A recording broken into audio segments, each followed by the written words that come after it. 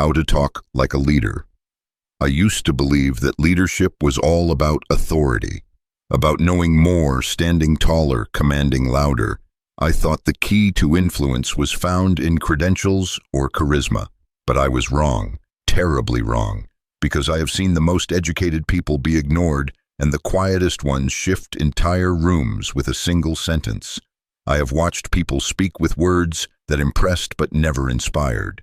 And I have also seen ordinary souls without status, without fame, speak with such clarity, certainty, and calm that others followed them before they even realized it.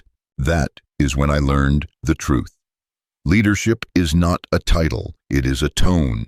It is not what you say, it is how you say it. It is not about volume, it is about vibration. And the way a leader speaks reveals everything about the way they think.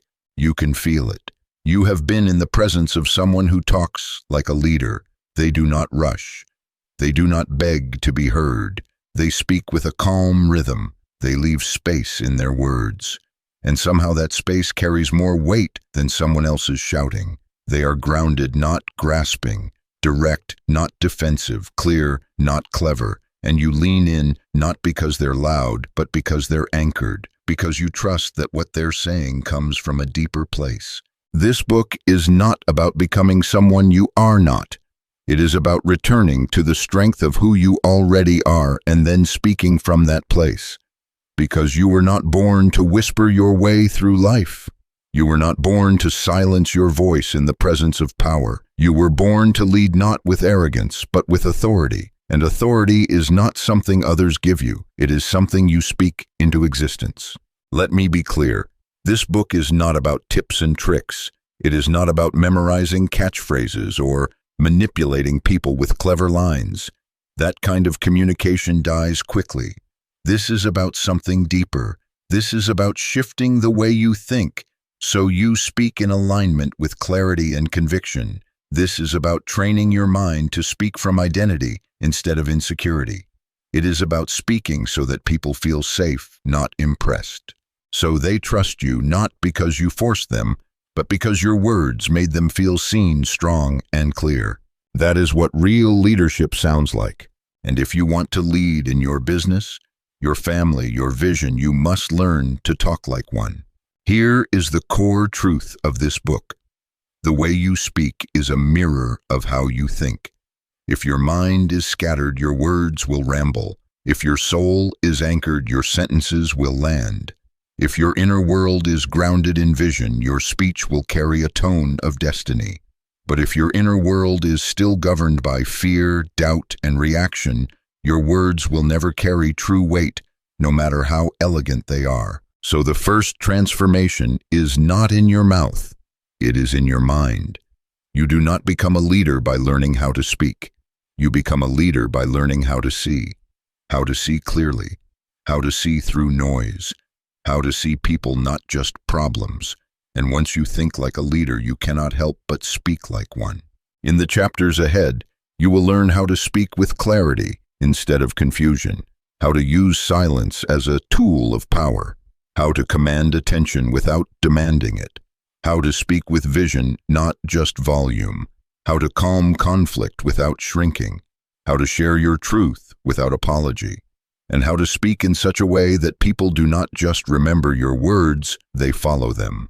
But more than anything, this is a book about presence, because your voice will never rise higher than your presence, and your presence will never rise higher than your internal clarity. Leadership begins there, in the unseen, in the unspoken, in the thoughts you think before you ever open your mouth. This is the difference between those who merely speak and those who lead with speech. So if you have ever doubted your voice, if you have ever walked away from a conversation and thought, I should have said that differently, if you have ever felt overlooked, even though your heart was full of wisdom, then this book is for you. Because you were never meant to stay quiet. You were meant to speak words that build, that bless, that move people toward something greater, not from ego, but from clarity, not from control, but from calm certainty. And that begins here with the decision to master the voice inside you so you can lead the world outside of you. Chapter 1. From silence to substance, there is a silence that suffocates. It is not the quiet of peace. It is the quiet of hesitation, of swallowed truth, of words rehearsed but never released. I have lived in that silence. I have stood in meetings with something to say and said nothing. I have watched lesser minds dominate the room, not because they were wiser, but because they were louder, and I believed the lie that silence meant humility, that holding back was grace. That to lead, I had to wait until someone gave me permission to speak. But leadership does not wait. Leadership does not hide. Leadership speaks not because it wants attention, but because it carries responsibility. The real tragedy is not the noise in the world. It is the silence in those who were meant to speak. You feel it. You know you are carrying answers. You have seen the patterns. You have felt the pull to say something when no one else would, but the fear of being wrong, of being judged, of being too much or not enough, it keeps your voice hostage. And over time, that silence becomes your personality. You stop raising your hand. You stop sharing ideas. You start shrinking. And that is where most people stay, not because they lack vision, but because they never learned how to speak from it.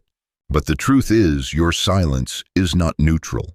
It is not just the absence of noise. It is the absence of impact. When you withhold your voice, you withhold your leadership. You let the world run on the volume of the unqualified while your wisdom rusts in the quiet. That is not noble. That is a waste. And the world cannot afford more wasted wisdom. So how do you begin to speak again? Not by shouting, not by trying to sound like someone else, but by returning to substance. Leadership begins when you stop trying to be impressive and start being impactful. When you stop trying to say what sounds good and start saying what needs to be said. Because here is what no one tells you: when your words are rooted in substance, people feel it.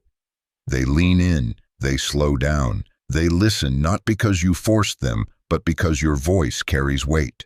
And that weight does not come from volume, it comes from clarity. You do not need to raise your voice. You need to raise your standards. Speak from truth. Speak from vision. Speak from alignment. And suddenly people begin to follow, not because you led them, but because your words built a path. That path is paved with sentences like these: I do not know everything, but I do know this. This may be uncomfortable, but it matters. I see something others are missing. I believe we can do better, and here's how. These are the sentences that shift culture. They do not need polish. They need courage. They need a mind that has chosen clarity over comfort. That is how leaders talk, not from ego, but from awareness, not to sound smart, but to serve the moment. That is what makes their words land. But you cannot speak with substance if your thoughts are scattered. You cannot lead with words if your mind is still rehearsing rejection. You must return to the foundation of your thoughts. You must examine your silence. You must ask, what have I been afraid to say, and what truth am I still hiding behind my tone? Because once you face those questions, you reclaim your voice. You stop performing and start speaking with precision. You stop reacting and start responding with rhythm. You stop trying to sound like a leader and begin talking like one. This is the shift that changes everything. You no longer say what others want to hear. You say what needs to be heard. You no longer wait for someone else to lead the conversation.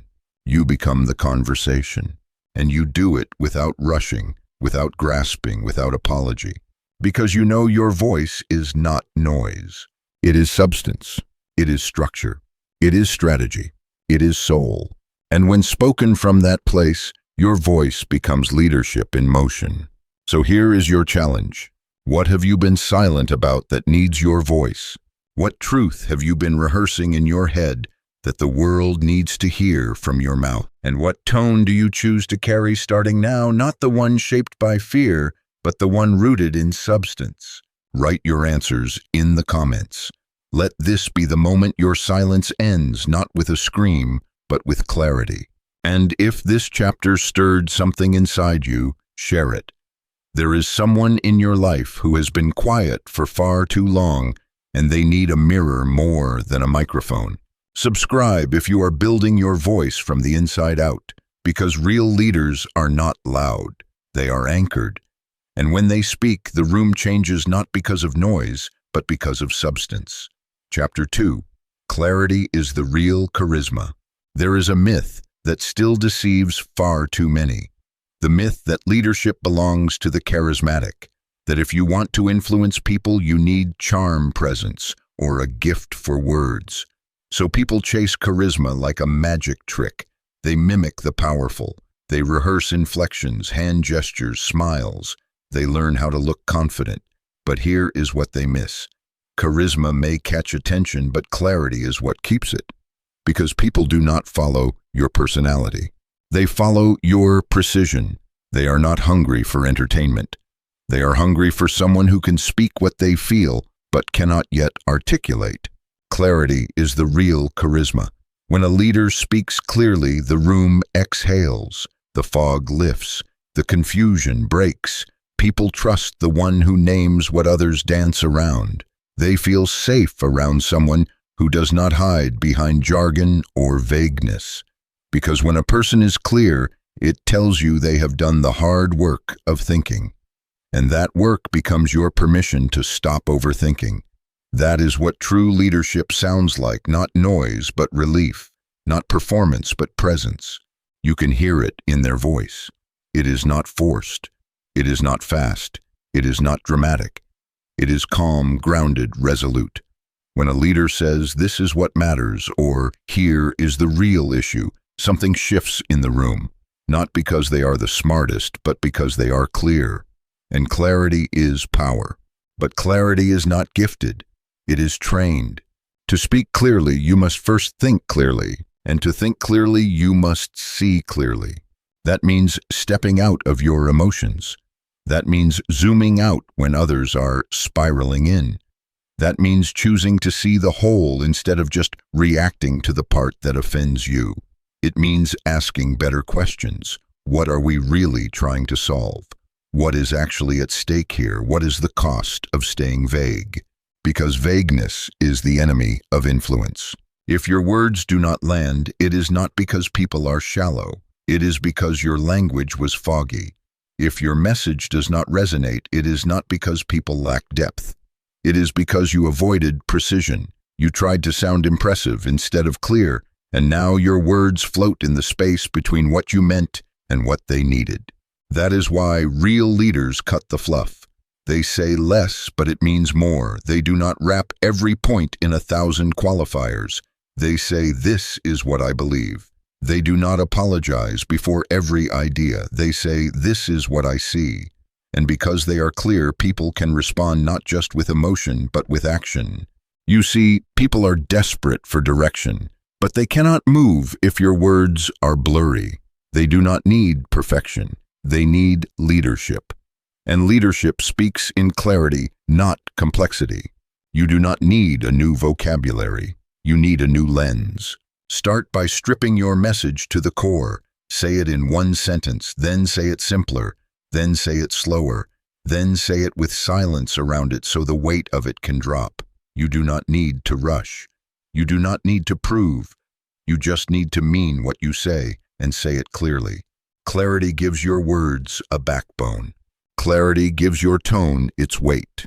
Clarity removes the need to convince, because when you are clear, people feel it as truth, not pressure. So let me ask you, where have you been using too many words to say something simple? Where have you been hiding behind complexity, afraid to be misunderstood?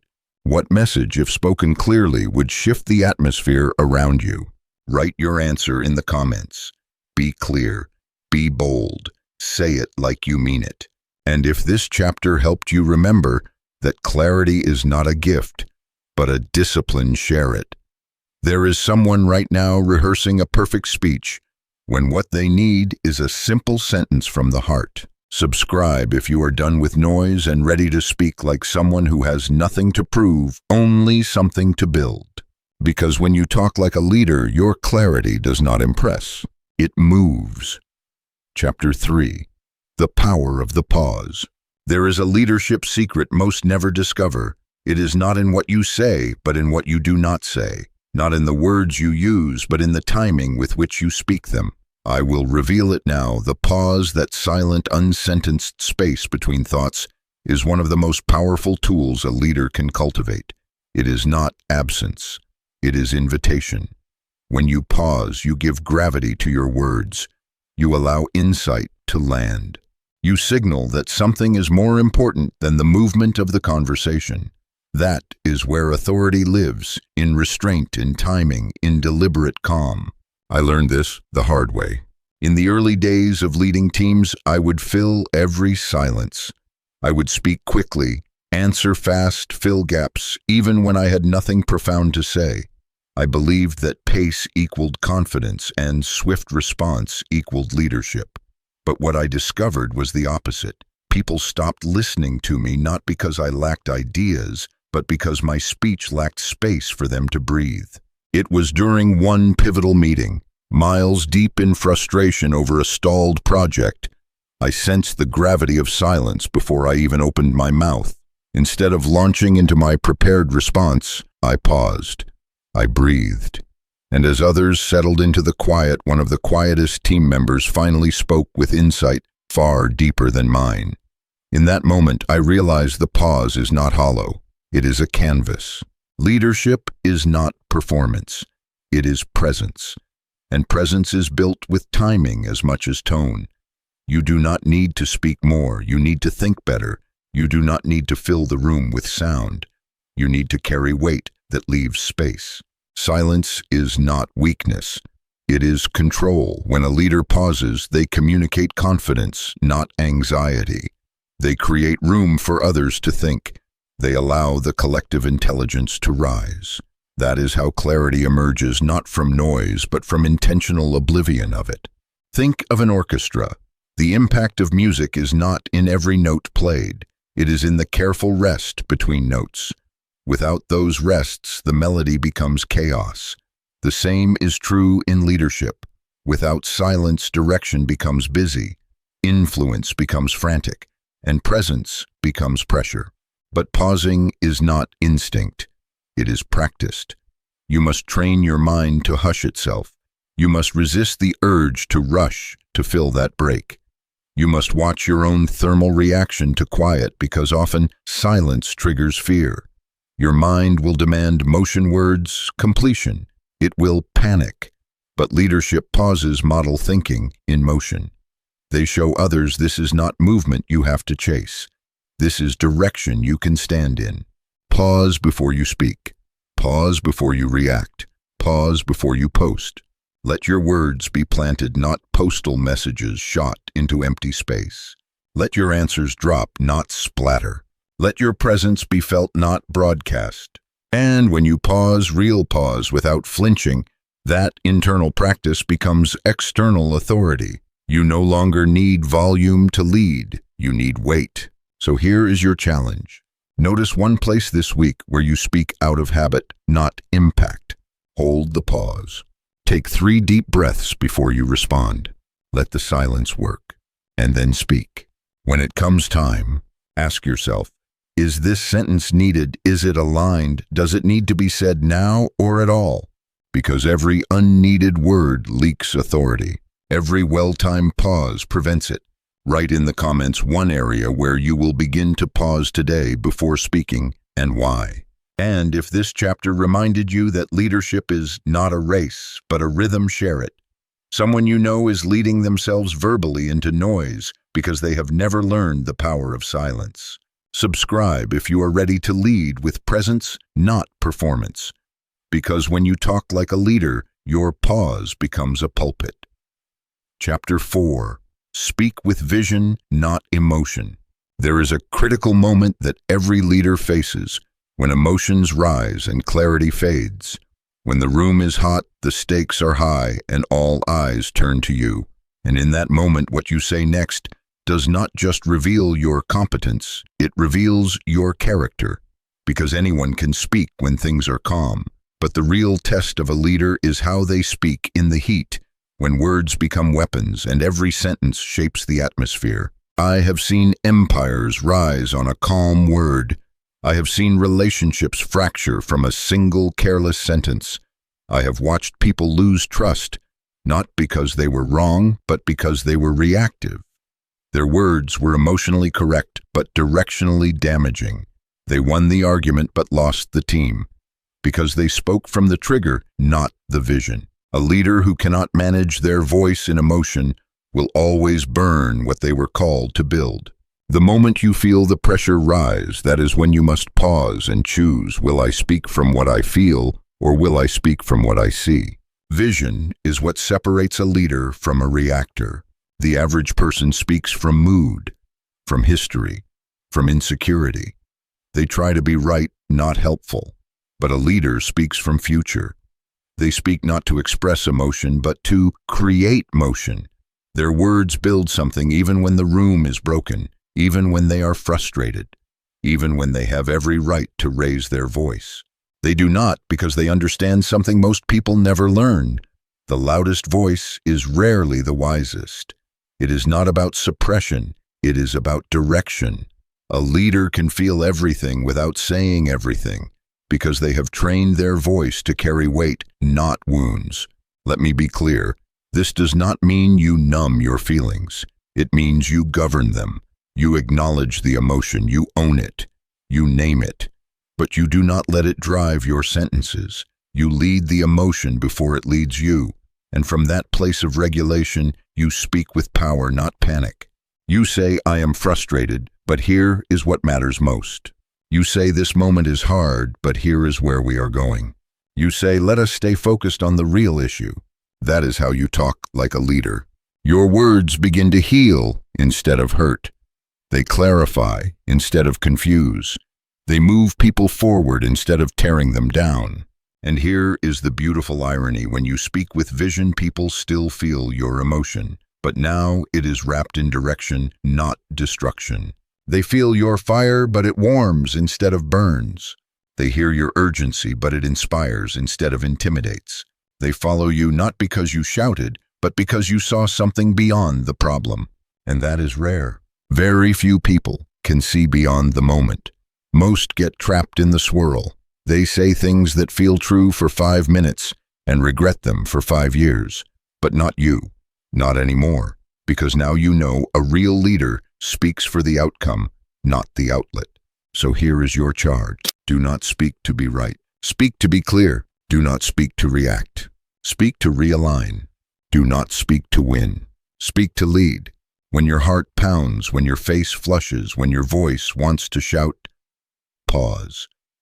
Ask yourself, what does this moment need from me as a leader, not just as a person? Then speak to that. Speak to the future even when the present is broken. Speak to the values even when the pressure is high. Speak to the possibility even when disappointment sits heavy in the air. Because when you talk like a leader, your words do not just echo, they build. So I ask you now, where in your life have you been speaking from emotion when you need to speak from vision? Where have your words been reactive instead of redemptive? And what new language can you begin using that reflects your future, not your fear? Write your answer in the comments. Declare your shift. Let this be your new standard. And if this chapter helped you remember that true leadership speaks from future clarity, not present chaos, share it. There is someone in your circle right now whose words are burning bridges, and they do not even know it yet. Subscribe if you are ready to build your leadership voice from the inside out. Because you do not need to be louder to lead. You need to speak from what you see. Chapter 5. The Language of Certainty. If you listen closely, you will hear it. In every conversation, every room, every moment of decision, there is a hunger, a quiet craving. People are searching not just for answers, but for certainty, not arrogance, not bravado, just the kind of grounded confidence that says, we are going to be okay. The kind of voice that calms storms not by volume, but by conviction. That is the rarest leadership language of all, not complexity, not charisma, but certainty. Most people speak in probabilities. I think maybe we could, hopefully it will work out. Let us try and see. And while that language may sound humble, it offers no ground. It leaves people floating. And floating people do not follow. Floating people cling to whoever speaks with the most gravity. That gravity comes from the leader who knows how to speak decisively. The language of certainty is not about being perfect. It is not about pretending you have all the answers.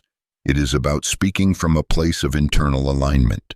When your mind and your mouth say the same thing, not because it is popular, but because it is true, because it is aligned with your values, because it reflects your vision, because you have trained yourself to speak from your core, not from the winds of the moment.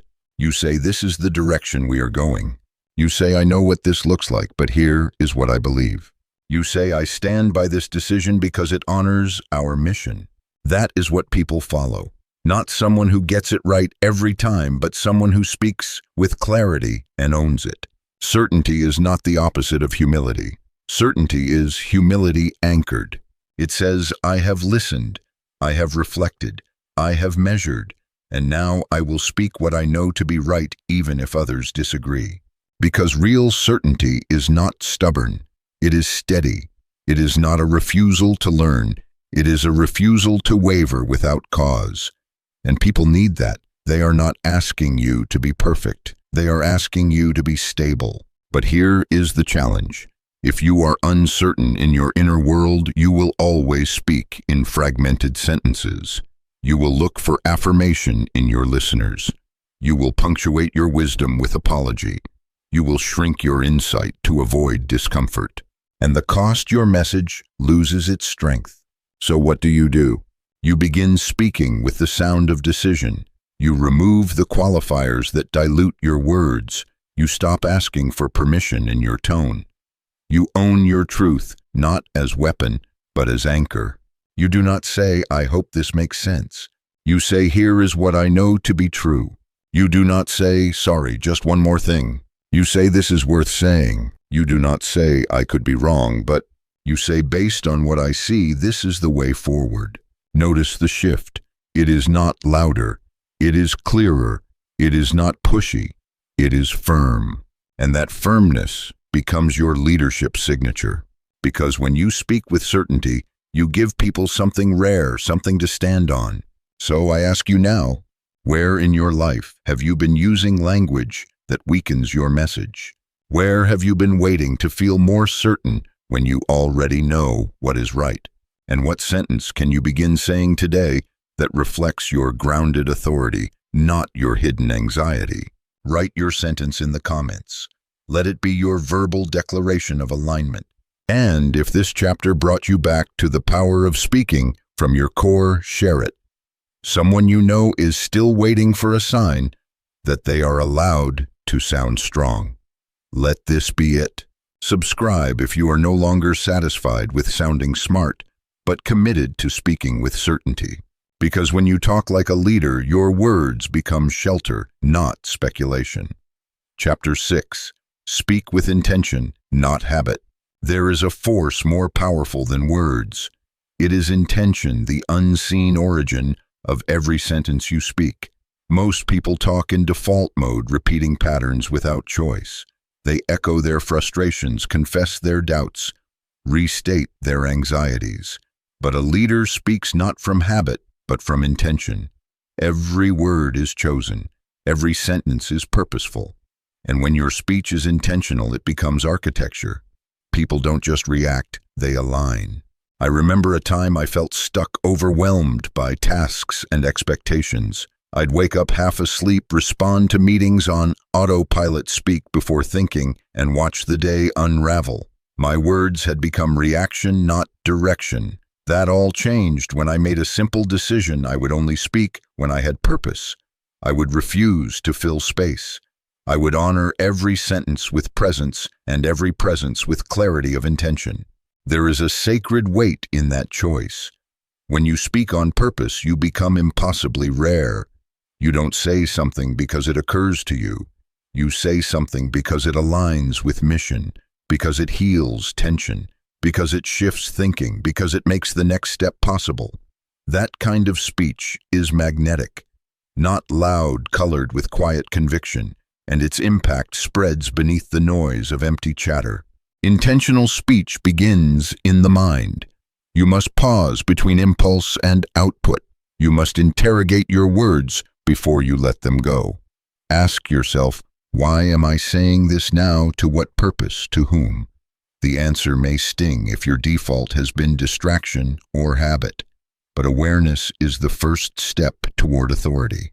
Every time you choose intentional speech, you reclaim the signal from the static.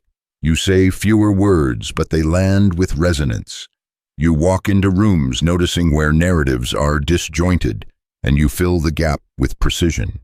Where silence has needed speaking, you speak. Where noise has needed bridging, you bridge. You speak toward something, not away from something. That distinguishes reaction from leadership. Intentional speech is not about scripted lines.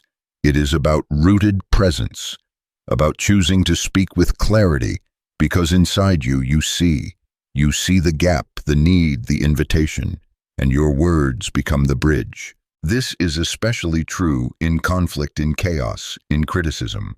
The habitual speaker lashes back. The intentional speaker steps forward. I am hearing your pain, and here is what's needed now. That method heals friction. That perspective changes direction.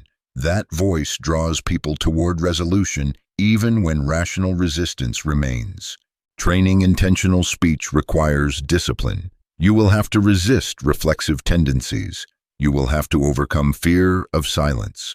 You will have to break the habit of filling empty space. You will have to honor your inner pause and let it guide your tone. Begin with simple moments. A meeting, a family conversation, a conversation with yourself. Hold the intention before the volley. Hold the space before you speak. Let your words serve a reason, not a rhythm. Let your statements elevate, not escalate. Let your presence carry weight without noise. Here is the challenge. In the next conversation, you anticipate pause before you speak. Ask yourself silently, what outcome do I desire? What tone will serve it? What words carry clarity? Then speak from intention, not to impress, not to persuade superficially, but to align what matters, because that is how leaders talk. With purpose in the pause, with weight in the words, with voice grounded in vision. So ask yourself, where have you been speaking habitually instead of intentionally? And where might you be choosing purpose over panic in your next conversation? Write your reflection in the comments. Let it mark the shift from noise to nuance. And if this chapter helped you see that leadership in speech is not in volume but in intention, share it. Someone you know is still talking but never speaking. This may be the invitation they need. Subscribe if you are committed to leading not with habit, but with deliberate voice and vision. Because when you talk like a leader, your words carry intention and your listeners carry alignment. Chapter 7. From Listening to Leading. Leadership is often taught through speaking, but real influence begins in the silent art of listening. Most people talk over each other, even in conversations. Their words rush to fill the gaps, eager to be heard, rarely to understand. They react with autopilot responses instead of considered insight. But leaders listen not to reply, but to lead. They enter silence not out of fear, but with intention. And when they speak, it changes everything. I remember a moment early in my leadership path. I was in a meeting, and as our team discussed a critical launch, tensions rose. Voices overlapped, opinions clashed, ideas were dismissed before they could breathe. I had answers, but something told me to wait. Instead of jumping in with my solutions, I simply asked a question. Tell me more about what you see. Then I listened, not with the goal to respond, but with the purpose of insight. And as others spoke, truths emerged not in spite of the chaos, but because the silence allowed clarity. That is how leaders lead. They understand that the currency of influence is not what you can say. It is what you can create space for. They value presence over haste. They choose stillness over surface. They trust that what needs to surface will do so, If only you let the conversation lean toward depth, not drama. Listening is leadership. When you hand others space to speak, you invite ownership of the narrative. You build bridges, not walls. You reveal patterns that were hidden beneath the volume. You model that leadership is not about being right, but about helping others be heard and then guiding toward the vision you share. This is where authority lives, in the pause before the point, in the question before the reply, in the weight of attention, not the weight of words. But listening this way requires more than silence. It requires discipline. It requires resisting the urge to interrupt, to fix, to rescue. It means holding posture even when your mind races with solutions. It means talking less to understand more. Because clarity rarely comes from giving more answers. It comes from discovering what questions have power. When you lead with listening, your words become chosen, not reactive. They interrupt noise with depth, and your presence transforms the conversation not because of volume, but because of visibility of mind. Most people think high-status leaders need sharp tongues. Leaders who speak after listening bring quiet dominance. This is not passive, not neutral, not hollow. It is intentional. It is strategic. It is leadership in the unspoken. Leaders listen to lead. Every meeting you break into with solutions you may have overshadowed the real insight waiting to emerge. Every conversation you open with instruction rather than questions, you set the tone not of collaboration but correction. And that tone detaches you from influence. So your practice is simple but countercultural. Before speaking, ask a clarifying question. Before replying, look for the unspoken meaning. Before fixing, hear the full concern. Let people finish even when you already know what they mean.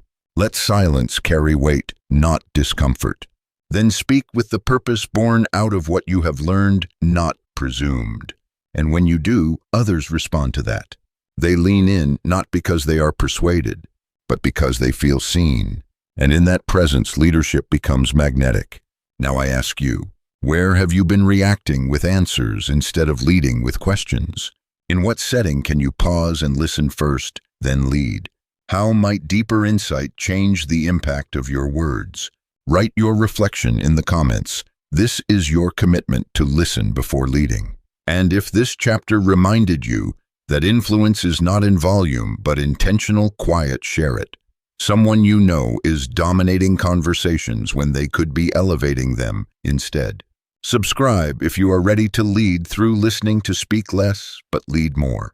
Because when you talk like a leader, your silence becomes strategy, and your words become direction. Chapter 8. Words that Shape Worlds. He stood at the podium, hands trembling, voice barely steady. The room was full, the pressure was high, and the moment was larger than him. But then something happened. He took a breath, not a casual inhale, but a deliberate, grounded, soul-connected breath.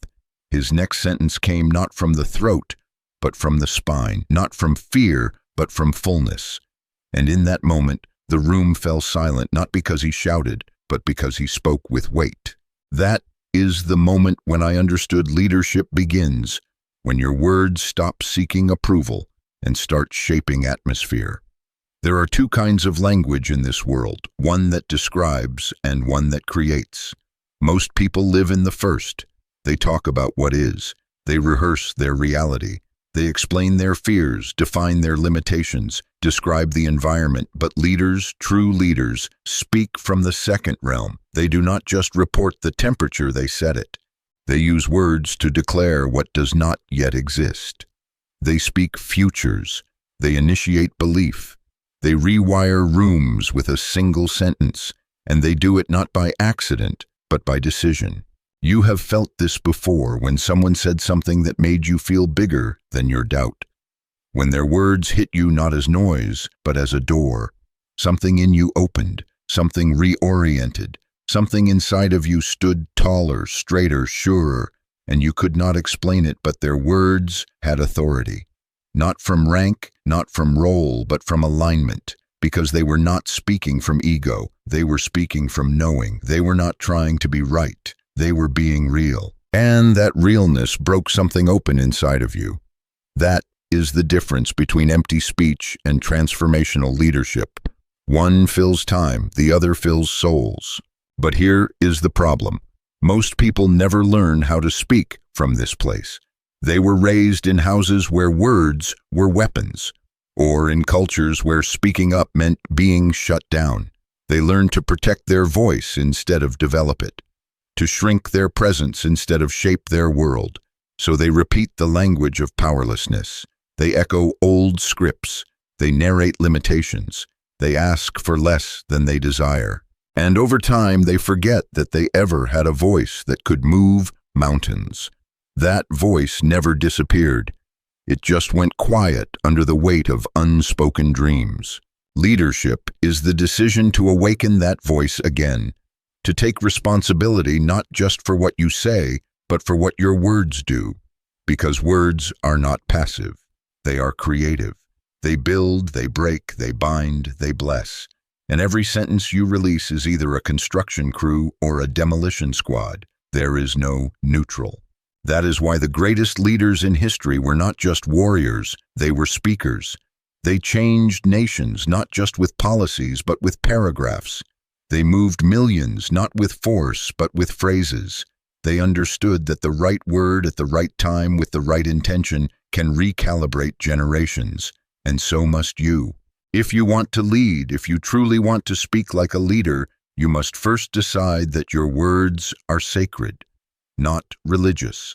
Sacred, meaning not to be wasted, not to be thrown out of habit, not to be recycled from past disappointments. You must choose language that lifts, that sharpens, that directs, and you must stop speaking as if your voice does not create reality, because it does, every single day. And you must be honest, what world have your words been shaping lately? Look at the last 3 conversations you had. Were your words building possibility or repeating old stories? Were you speaking from power or from pain pretending to be logic? Do not be ashamed. Be awake. You get to change the atmosphere the moment you change the sentence. Instead of saying, "I do not know if I am ready," say, "I am becoming ready." Instead of saying, "This always happens to me," say, "This stops with me." Instead of saying, "No one listens to me," say, "I speak with clarity, and those who need it hear it." These are not affirmations. These are instructions to your nervous system, commands to your future, alignments to your leadership. Speak them like you mean them, and then back them up with presence. Because the most powerful words are not just spoken, they are embodied.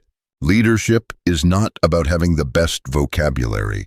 It is about having the deepest integrity between word and walk.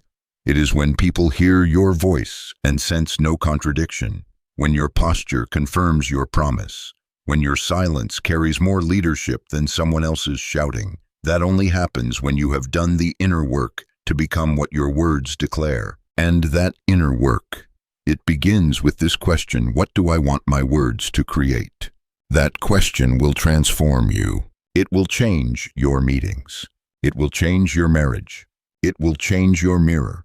You will stop reacting and start directing. You will stop venting and start visioning.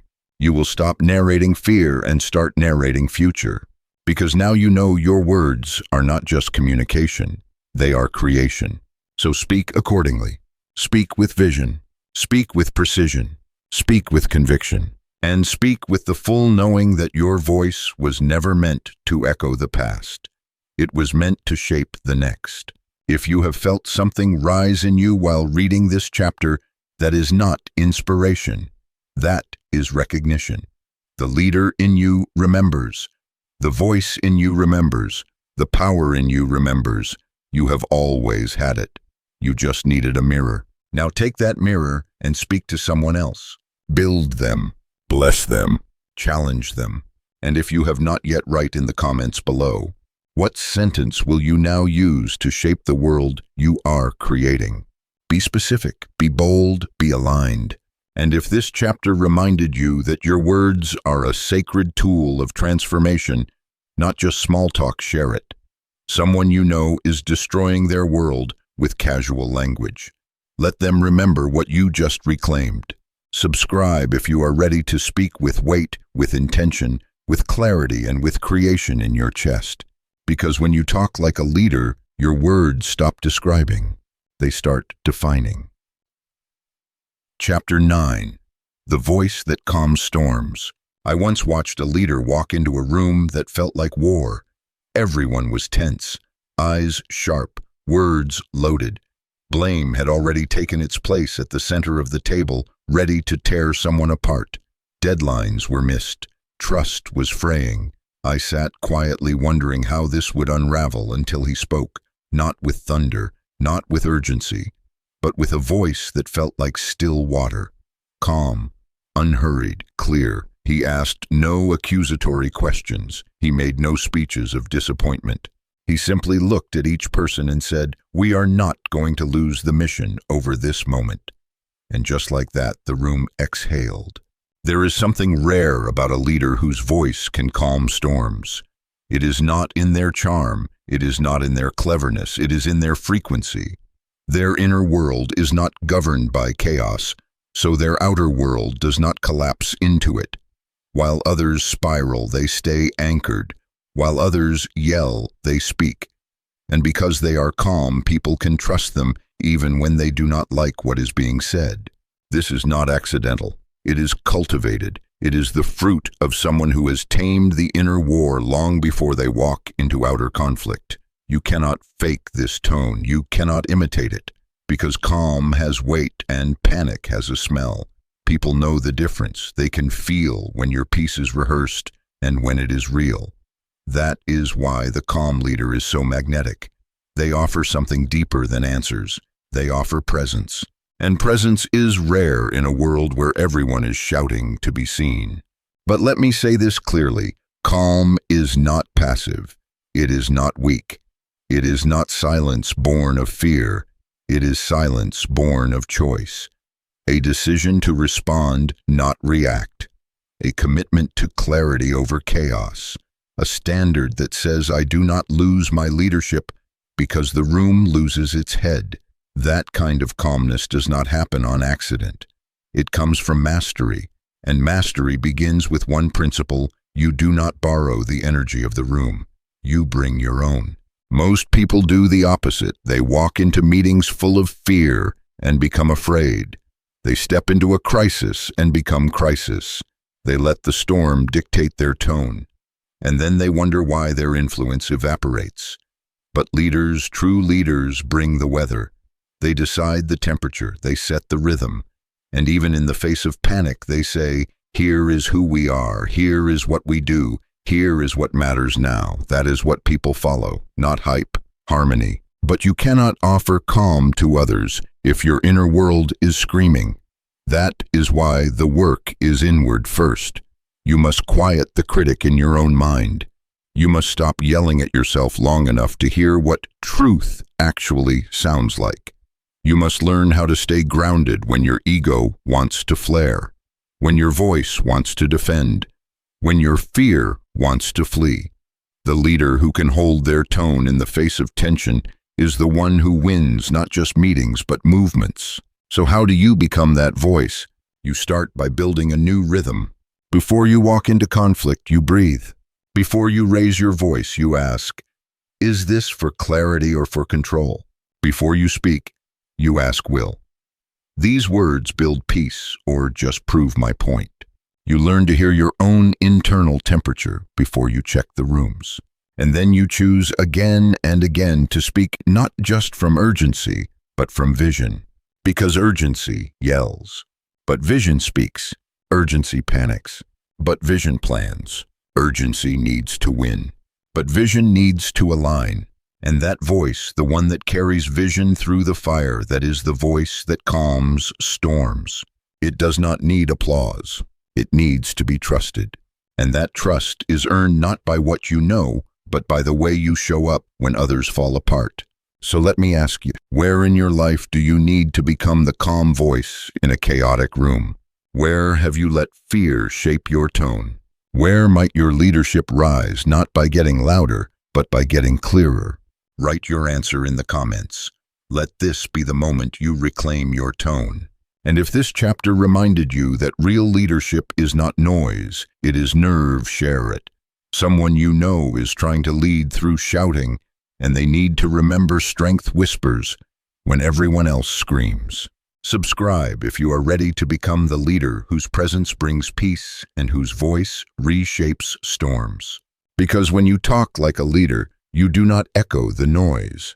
You anchor the moment. Chapter 10. Speak from identity, not insecurity. There is a voice inside every person that never stops speaking. It begins before you open your mouth. It narrates your value, measures your worth, questions your belonging. It speaks when you walk into the room before anyone says your name. And that voice, your internal voice, will determine the tone of your leadership voice. Because no matter how skilled your sentences sound, if they are spoken from insecurity, they will always carry a hidden tremble. You might speak with volume, but you will not speak with weight. You might command attention, but you will not earn trust. I have been there. I have spoken with polished words, but a frightened soul. I have stood on stages and led conversations while silently negotiating my legitimacy. Do I deserve to be here? What if they find out I am not as strong as I sound? What if this time I fall apart, and no matter how articulate I was, my words were leaking doubt? Because identity leaks through tone, and your audience might not know what is wrong, but they will feel it. Because presence is not a performance. It is a reflection. If you want to talk like a leader, you must first think like one. Not think as in strategy, think as in identity. You must know who you are, why you are here, what you stand for. And until that foundation is built, every conversation will be shaped by an internal war. You will seek approval with every sentence. You will beg for validation without meaning to. And worst of all, you will betray your own insight to stay safe. Because that is what insecurity does. It silences boldness. It shrinks vision. It makes your voice sound like someone else's idea of acceptable. But identity, real identity, reverses that cycle. When you know who you are, your words carry root. You are no longer swayed by disagreement. You are not distracted by applause. You do not need to be loud because you are grounded. You do not need to dominate because you are anchored. And people feel that. They may not agree with your content, but they will trust your clarity. So how do you build this identity? You begin by facing the insecure voice. Do not silence it. Study it. Ask, whose voice is this? Who first made me believe I had to earn my place? Who taught me that approval mattered more than alignment? You begin by remembering the moments when your voice was stolen, not physically, but energetically. The moments when you were told to be smaller, quieter, nicer, safer, and you reclaim them. You begin by saying what you believe, not just what sounds acceptable. You say, this is who I am, this is what I see, this is what I stand for. You say it before you are ready. You say it while your hands shake. You say it when the room is silent. Because the more you speak from identity, the louder that identity becomes. And the quieter your insecurity grows. Here is the shift you must make. Stop asking, will they like me? Start asking, is this true to who I am? Stop performing your words. Start becoming your words. Because when you speak from identity, your presence does the heavy lifting. You do not need to be right. You need to be real. You do not need to be perfect. You need to be present. And in a world of noise, that kind of clarity is irresistible. So ask yourself now, where have I been speaking from insecurity? Where have I compromised my tone to avoid rejection? Where do I need to reclaim my voice, not for applause, but for alignment? Write your reflection in the comments. Let this be the moment you stop speaking from fear and start leading from truth. And if this chapter reminded you that your power is not in how loud you speak, but in who is speaking through you, share it. Someone you know is losing their voice to approval, and they need this reminder. Subscribe if you are done shrinking to fit and ready to speak with soul. Because when you talk like a leader, you do not speak from fear of who you are not. You speak from fullness of who you are. Chapter 11. The leadership of language, how what you say builds your realm. He walked into the room with no signal of his authority, no title badge, no announcement, no bravado. Yet from the moment he spoke, the air shifted. People leaned in not because they expected brilliance, but because something in his tone invited trust. He spoke slowly, deliberately, anchoring each sentence with visible conviction. In those minutes, what he said, each simple, honest sentence filtered through doubt, shifted mindset, and filled the room with a new gravity. By the end, decisions were being reframed, tensions eased, and direction emerged. That moment taught me what so many never learn. Leadership of language is leadership of entire environments. The way you speak not only reveals your presence, it creates it. Most people believe influence comes from what you say. They focus on content, style, tone, volume. They rehearse clever lines, craft shareable quotes, sharpen their diction. But leadership of language demands something deeper, the awareness that every sentence builds your realm, a realm of clarity or chaos, a realm of calm or conflict, a realm of alignment or abrasion, and that awareness changes everything. Because every phrase is not just communication, it is construction. It either builds your credibility or erodes it. It either expands vision or reinforces constraint. It either deepens trust or reveals distrust. And yet most speak without that consciousness. They talk in reaction. They talk from expectations. They talk to be heard. They talk to be liked. But leaders talk to shape. So here is the deeper truth. The only way to speak like a leader is first to think like one. It begins in the inner realm, in the unseen internal architecture of values, vision, identity, and intentionality. Until your inner world is anchored, every sentence you deliver is tethered to fear rather than force.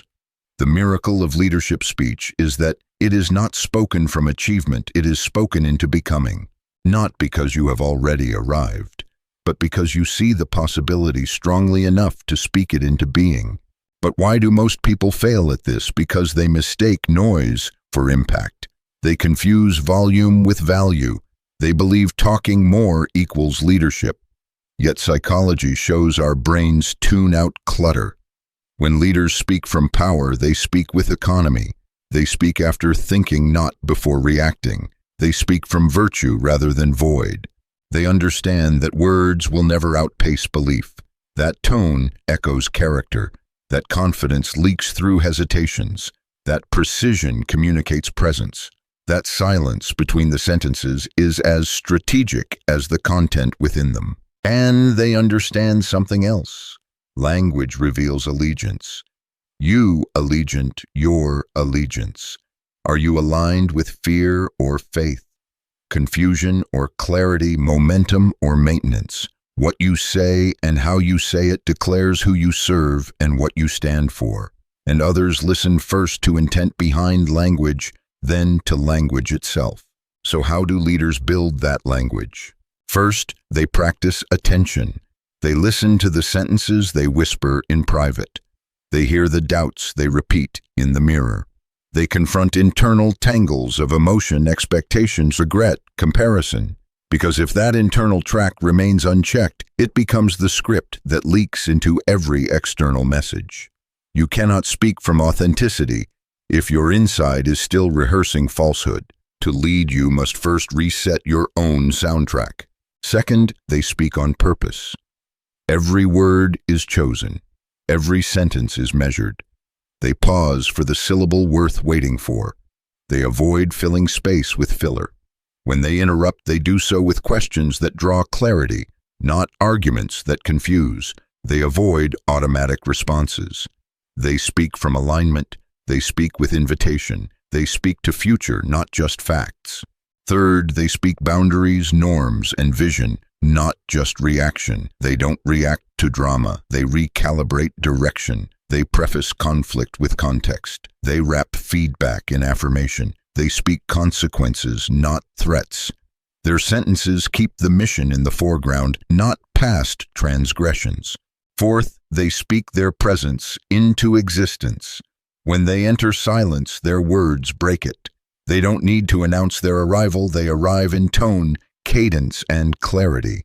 Their speech is so rooted that others feel safe to follow, not because they have to, but because they want to.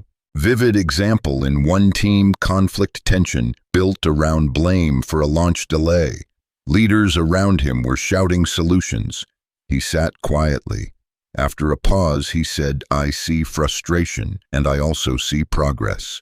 We missed a deadline, but we are aligned on fixing it. Let us decide now where we focus our resources." Only a few sentences. Yet people stopped blaming, shifted into problem solving, and began to rebuild trust. He spoke not to rearrange the facts, but to reset the frame. That was leadership of language at its clearest. Practical application. Begin with your next meeting, your next conversation, your next message.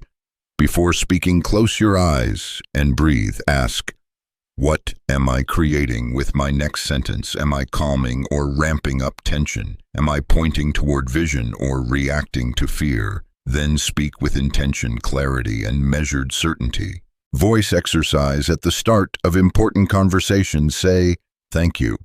I want to begin by naming the real issue and where we go from here." Pause. Let the gravity land. Then continue. That space gives room, it signals presence, and it anchors your leadership. Daily discipline. Each night, write down one sentence you spoke that shifted perspective, or one you regret because it leaked fear. Reflect what internal impulse shaped it. What change could improve tomorrow's speech? This self-feedback builds awareness, which builds alignment.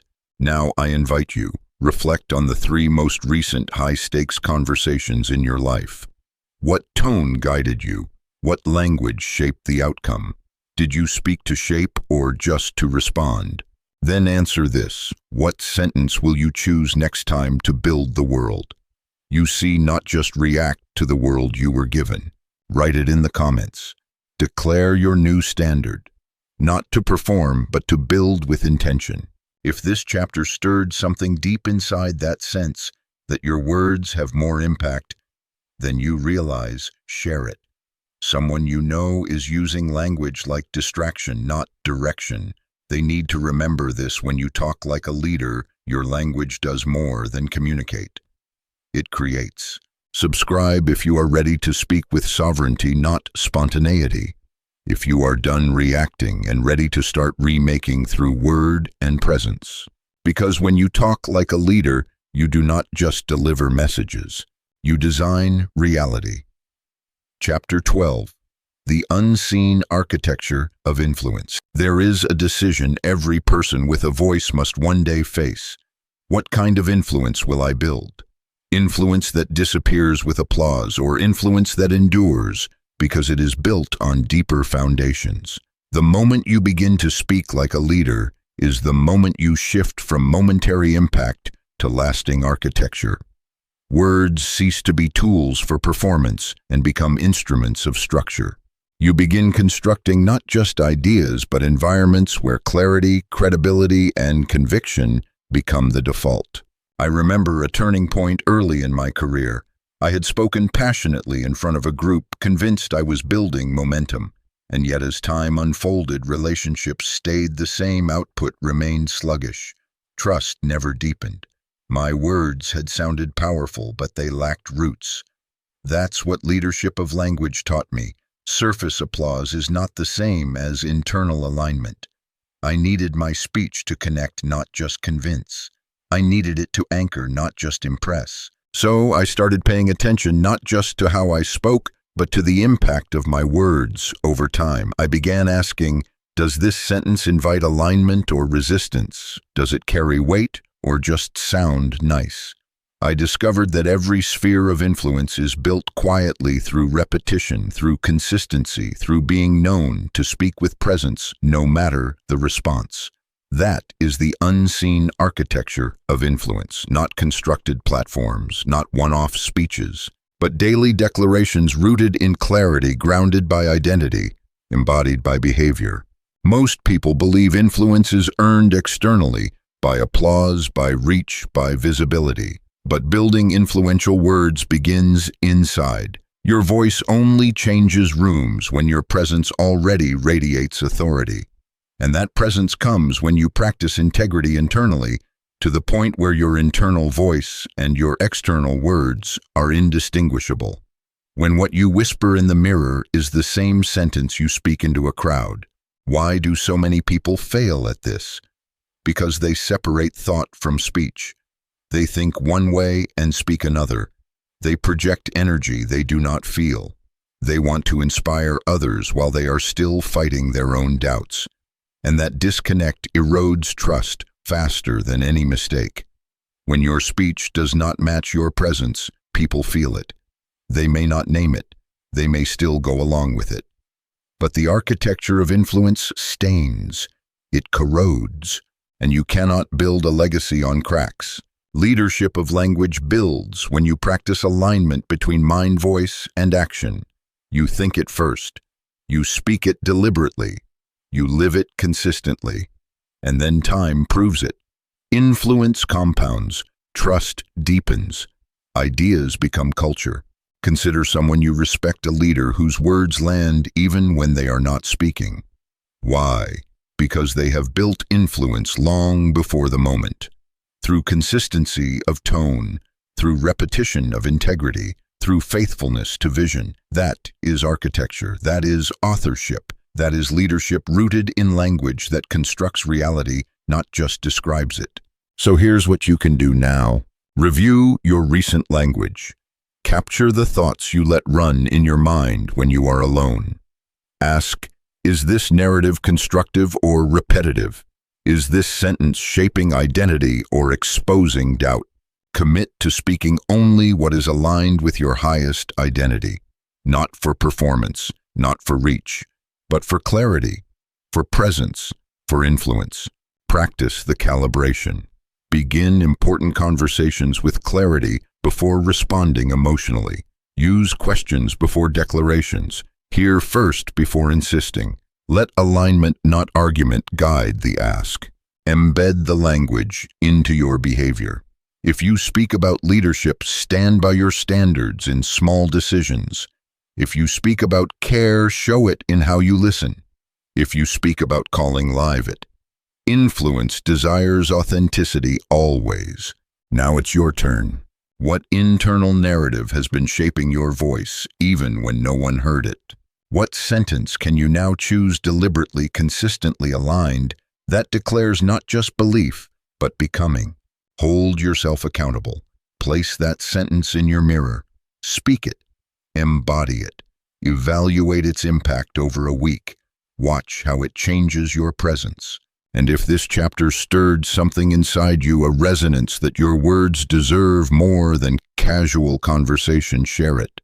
Someone you know may need to be reminded that influence is more than effect. It is architecture. Subscribe if you are ready to speak with sovereignty, to build influence that lasts, because it is rooted in clarity and identity. Because when you talk like a leader, you don't just speak, you construct. Chapter 13.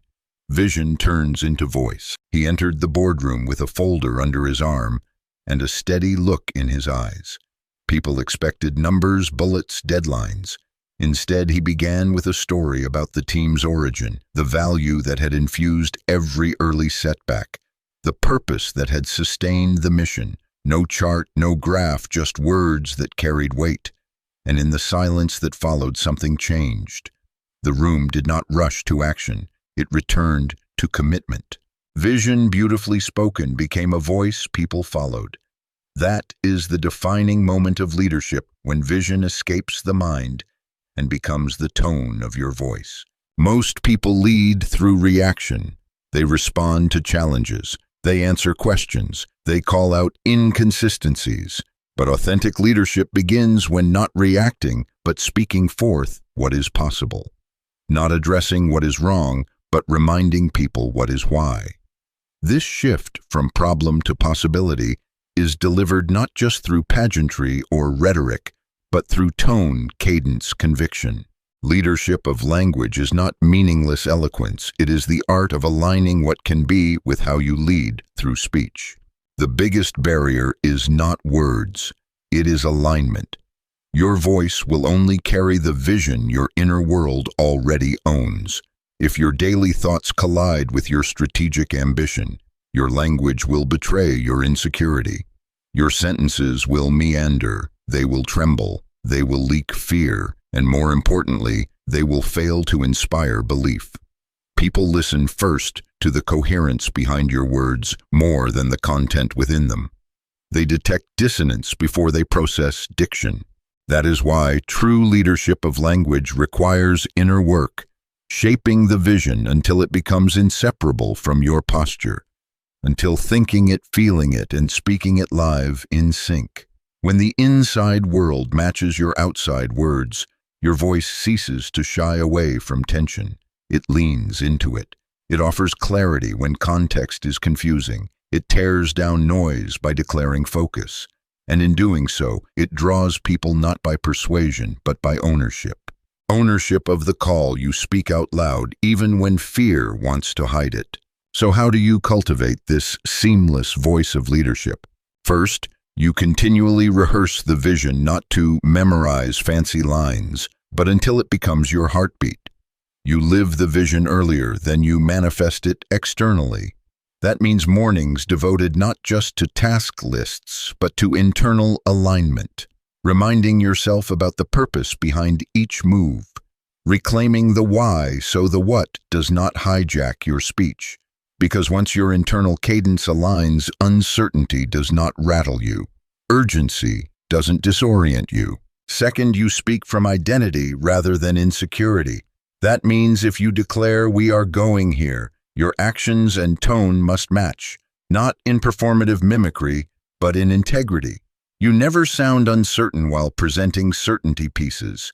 You speak only what you hold steady in your soul. People listen not to the message, they listen to the person behind it. And when the person behind it is someone who stands firmly in alignment with the vision, their voice doesn't just project, it anchors. Third, you use language to create your environment, not just reflect it. You don't wait for problems to stabilize before speaking. You speak to stabilize. You don't wait for unity to happen organically. You speak to unify. The sentences you verbalize early become the scaffolding others lean into.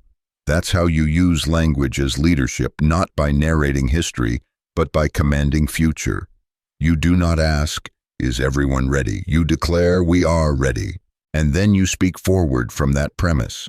Fourth, you cultivate rhythm in your communication. Vision without rhythm lands on a flat page. Words without cadence fail in the echo chamber of distraction. The leader's voice flows. It patterns.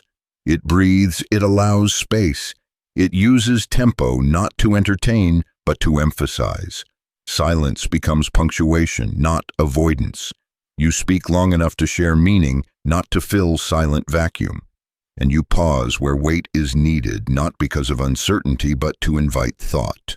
That is how vision becomes voice, and voice becomes presence.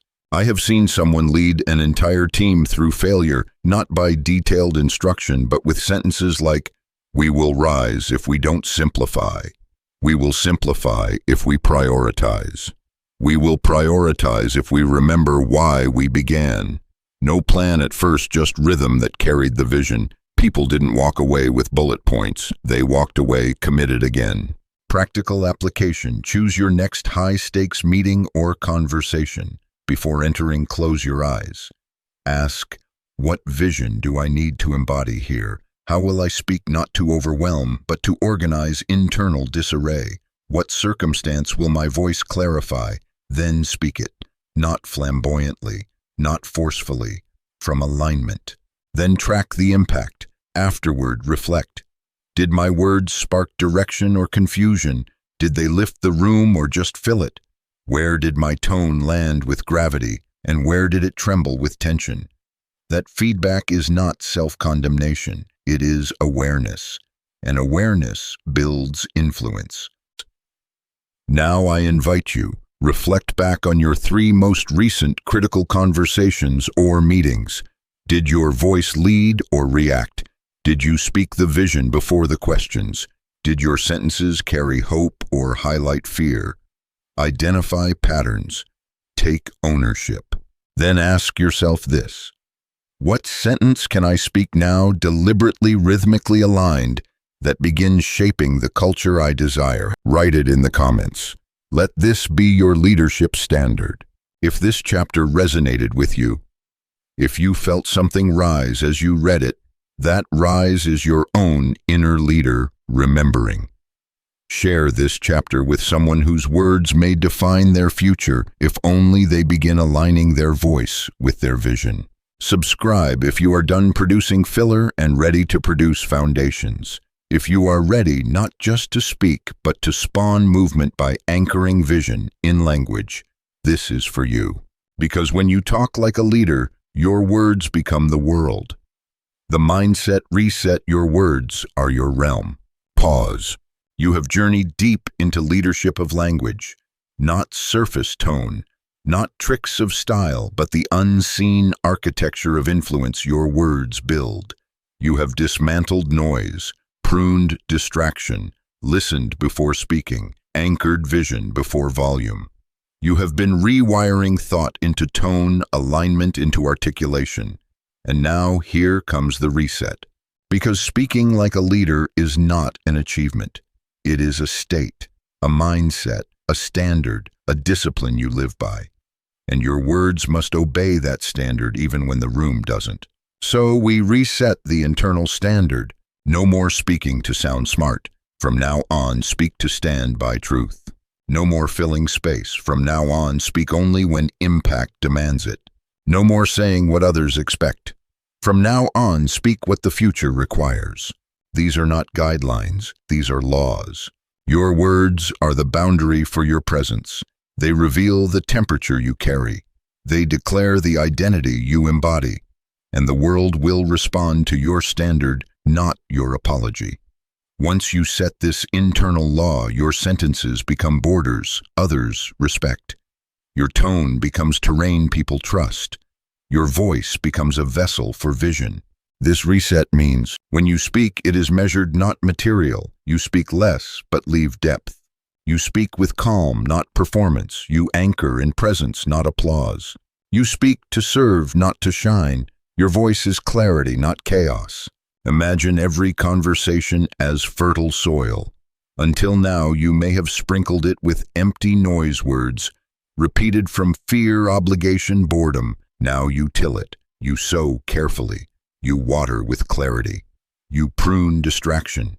You let only seeds of substance grow. That is how words turn into worlds. Your sentences create traction. Your tone communicates trust. Your silence commands space. That is the unseen architecture of influence. But you must live the reset. Every morning, rehearse your standard meaning before volume, presence before performance. Every evening, reflect. Did my words build today? If not, why? Fear, habit, ego. Confront it, adjust, return. This is not about being harsh on yourself. It is about holding yourself accountable to the integrity of your voice. A leader cannot speak the language they think they should use. They must speak the one their identity already inhabits. Because if you define your language by external validation, it becomes unstable. But when you define your language by internal alignment, no pressure can dismantle it. Now I ask you to write 3 standards you now require of your language. Where substance comes before sound. Where vision speaks before reaction. Where presence carries more weight than performance. Write these in the comments. These are your internal laws, your sentences, your realm. If this resonated with you, share it. Because somewhere someone's language might have betrayed their identity. They may need this reset. What you have reclaimed is not just formatting change, it is leadership rebirth. Subscribe if you are committed not just to speak, but to stand by your own language in a world that rewards noise. When you talk, may your words carry your world. Because when you talk like a leader, your words are more than sound. They are your realm. The final call. Become what you were meant to speak. There is a profound silence in the room after a person chooses to speak with clarity, weight, and presence. It is not the emptiness that follows unspoken words. It is the resonance of language aligned with identity. It is the echo of leadership in motion, not performance. That silence signals something real was said. Something necessary was named. You did not fill space. You occupied it. And that is the final call for anyone who chooses to talk like a leader, to speak not to exist, but to matter. Your voice has authority not because of volume, but because it carries caliber. It has impact because it was built in inner integrity, not external notice. It has power because it is rooted in truth, vision, and consistent alignment. That is the promise of leadership language, not an audience, but alignment. Not applause, but action. Not impression, but influence. From this moment, your words are your legacy. Your sentences build or they burn. Your tone confirms or confuses. Your silence satisfies or surrenders. Your presence anchors or evaporates. The voice of a leader does not rise with emotion. It ends argument. It begins alignment. And it does so not by intimidation, but by steadiness. You have the choice now. Continue speaking to be liked or speak to lead. Continue echoing expectations or begin emerging as the standard.